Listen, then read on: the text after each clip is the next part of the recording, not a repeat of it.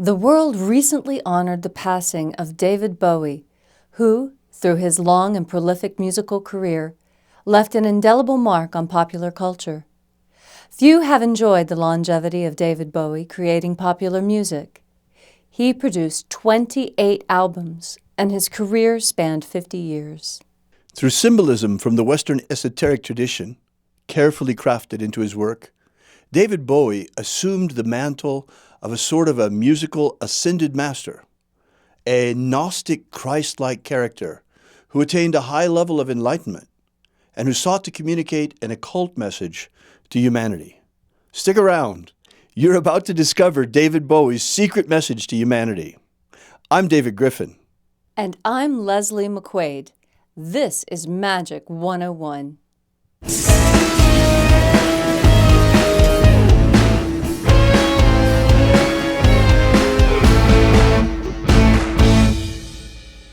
While many of David Bowie's peculiarities can be attributed to drugs and rock and roll, his deep and enduring interest in Western occultism is critical to an overall picture of his work. This, at times, shined through the projects David Bowie took on, like the theme for the 1982 film Cat People, where werecats were played by Malcolm McDowell and Natasha Kinski. See these eyes so green, I can stare for 1,000 years. In a 1997 interview, David Bowie was asked, "So, were you involved in actual devil worship?" Bowie replied, Quote, "Not devil worship, no. It was pure, straightforward, old-fashioned magic." "The Aleister Crowley variety?" the interview asked. "No," Bowie replied. "I always thought Crowley was a charlatan. But there was a guy called Arthur Edward Waite, who was terribly important to me at the time, and another called Dean Fortune, who wrote a book called Psychic Self-Defense. You had to run around the room getting bits of string and old crayons and draw funny things on the wall. And I took it all most seriously. Ha ha ha. I drew gateways into different dimensions, and I'm quite sure that for myself, I really walked into other worlds. I drew things on walls and just walked through them and saw what was on the other side." The influence of former Golden Dawn adepts, A.E. Waite and Dion Fortune, together with his statements about opening portals to other dimensions, demonstrates clearly that Bowie at least dabbled in Golden Dawn magic. In the Golden Dawn, every true adept possesses this ability to open gateways into other dimensions and to see what's on the other side. We call this ability scrying in the spirit vision. Further evidence for the importance of Golden Dawn magic for David Bowie's work can be found in the lyrics of his song, Quicksand. I'm closer to the golden dawn, immersed in Crowley's uniform of imagery. I'm not a prophet or a Stone Age man, just a model with potential of a Superman. I'm just living on. In a 1983 interview, Bowie added, Quote, "I had this more than passing interest in Egyptology, mysticism, and the Kabbalah. At the time, it seemed transparently obvious what the answer to life was. My whole life would be transformed into this bizarre nihilistic fantasy world of impending doom, mythological characters, and imminent totalitarianism." In the 1976 song, Station to Station, David Bowie mentions occult doorways to other planes of reality when he describes how to travel down the Kabbalistic tree of life from Kether to Malkuth, that is, from Godhead to Earth.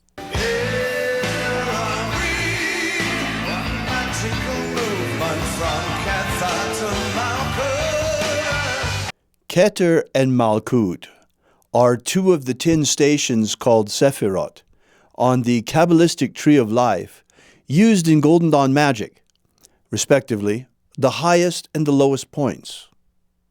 In a 1997 interview with Q magazine, Bowie expanded on the magical meaning of the song and how no mainstream sources ever addressed it.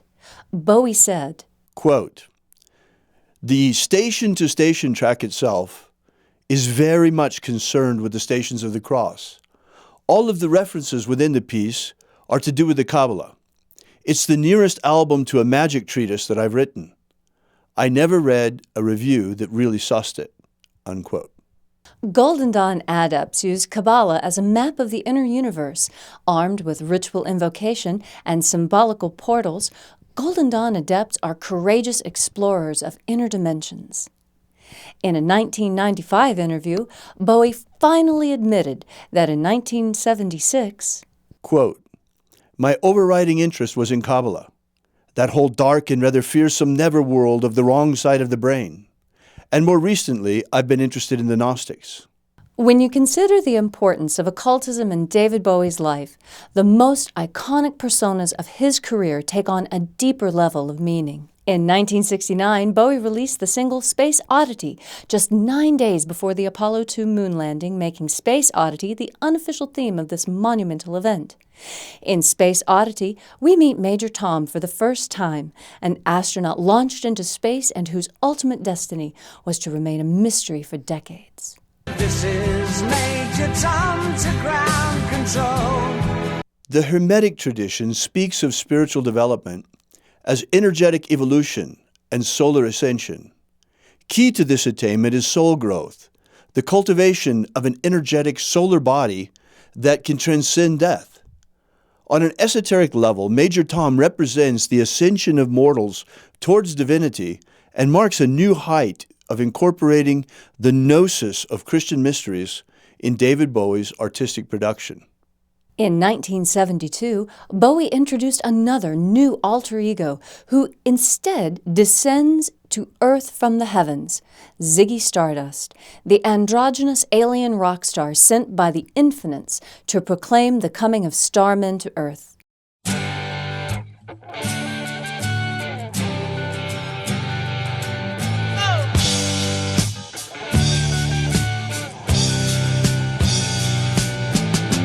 Instead of ascending from Earth to the skies like Major Tom, Ziggy Stardust descends from the heavens. He's a higher being who takes on human form to communicate a message, not unlike Jesus Christ.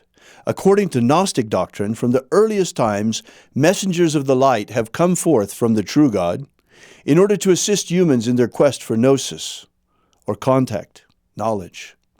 The majority of the Gnostics always looked to Jesus Christ as the principal savior figure, the Soter, or living savior. The fall to earth and coming of Ziggy Stardust marks the further incorporation into Bowie's works of the Christ archetype, seen as savior bearing gnosis, the knowledge of spiritual liberation to a fallen humanity.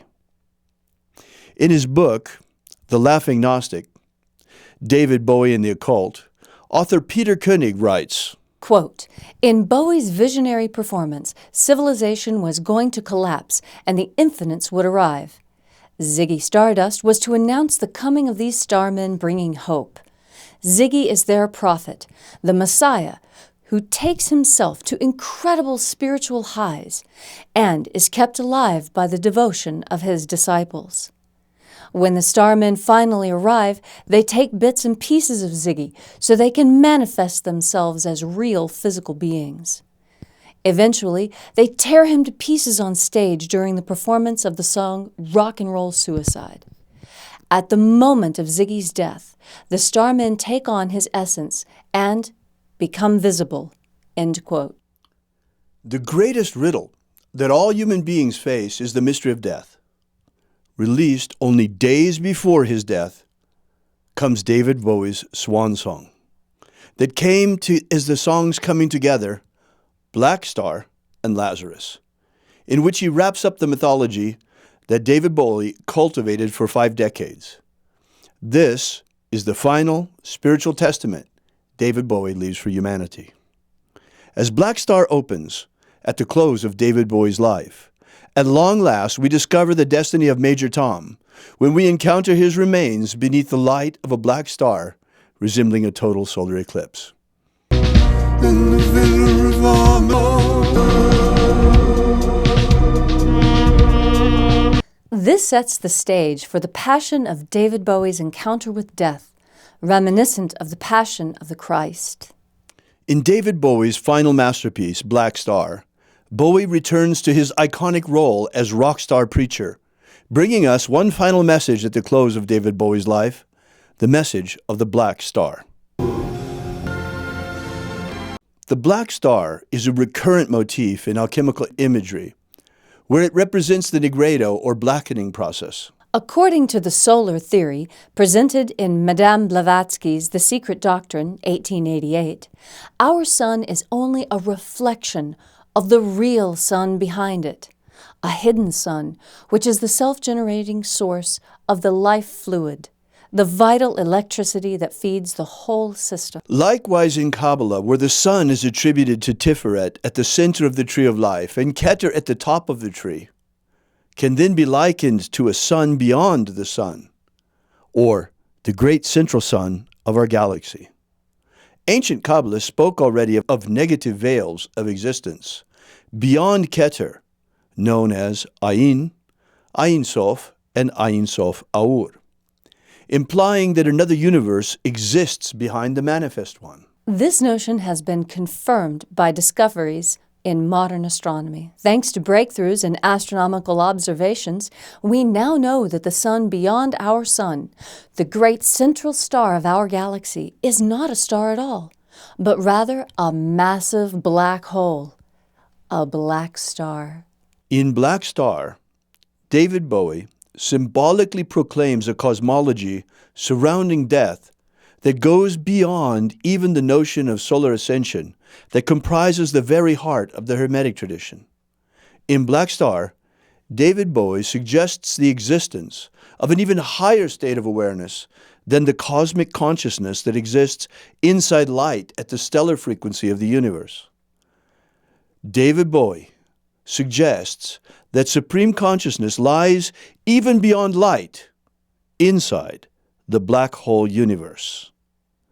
It is with this black star that David Bowie fully identifies at the time of his death. And we see this also reflected in the Black Star song and the video with Major Tom floating away to be pulled into the black star.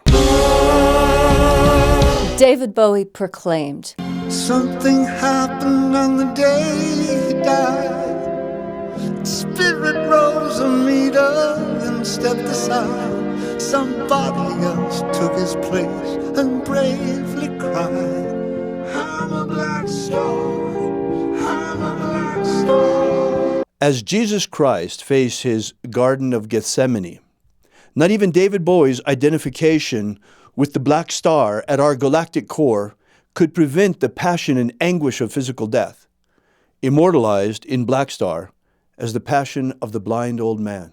On the day of execution. In Lazarus, David Bowie's final video and companion to Black Star, we witness the mystery of resurrection. For in Lazarus, David Bowie emerges triumphant beyond death into Black Star consciousness, where he opens proclaiming, Look up here, I'm in heaven. Everybody knows me now. As David Bowie bids farewell to the physical world, he leaves us that part of him that lives on. That same part of him that ascended into space as Major Tom and descended to Earth as Ziggy Stardust. What also will live on is David Bowie's final message about death and immortality in his final proclamation, I'm a black star. I'm a black star. I'm a black star. considering the cultural iconic role David Bowie embodied through his music of a Gnostic version of a Christ Savior figure. It is suiting we end this memorial with the ending from David Bowie's 2013 music video, The Next Day. You call yourself a prophet? Listen.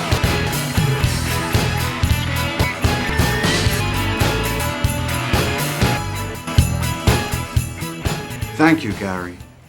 Thank you, Marion. Thank you, everybody.